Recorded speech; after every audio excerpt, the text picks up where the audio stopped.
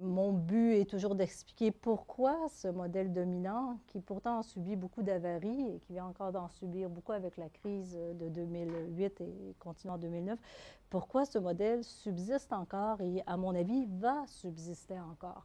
On ne l'a pas arrêté et il y aura encore, il y a encore beaucoup de raisons que je vais expliquer qui vont faire en sorte qu'on continue à le supporter. Et le champ d'application sur lequel mes propos se basent, c'est sur les banques.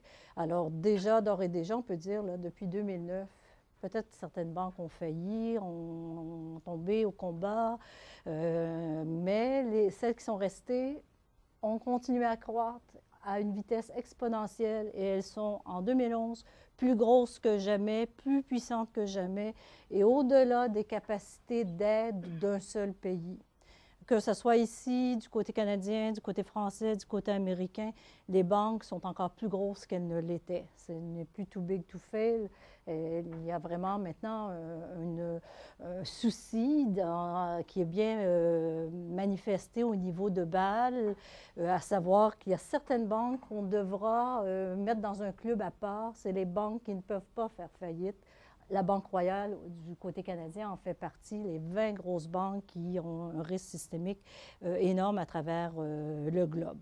Alors, cette caricature m'a toujours bien parlé parce elle a été publiée, vous voyez, en septembre 2009, à la veille de la faillite de Lehman Brothers, mais après déjà la faillite de Bear Stearns et d'autres banques. Et on est dans l'analyse du processus du changement, mais je vous laisse deviner quel est le cinquième casier. Qu'est-ce qu'on met dedans? Bon, on met une bulle qui est en train de se refaire et qui, dans 3-4 ans, va encore éclater parce que de plus en plus, le cycle de répétition des bulles est de plus en plus, les crises sont de plus en plus fréquentes. On devine qu'il y aura une prochaine crise. On ne sait pas encore tout à fait sur quoi, même si beaucoup prétendent pointer l'objet de la crise. Mais ça veut dire qu'on a un processus de répétition des crises.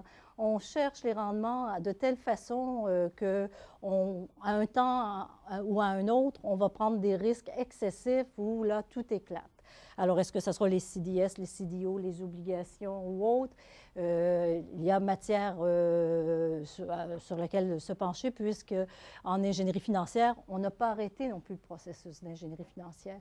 Si on a mis fin à certaines lois, que ce soit le Glass-Steagall Act, que ce soit la déréglementation en 85 et la déréglementation du côté américain à différents niveaux, du côté canadien à partir de 91, si on y a mis fin, c'est qu'il y avait de l'ingénierie financière, de l'ingénierie contractuelle qui faisait en sorte que les limites qu'on s'était placées ne subsistaient plus.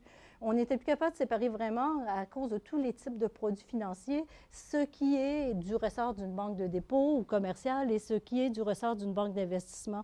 Même si on met les dépôts en réserve, même si on met même les réserves d'une banque coopérative et qu'on les qualifie d'inaliénables, en réalité, il y a toujours un moyen en ingénierie financière pour aller toucher à ça et de venir les exposer aux risques du marché.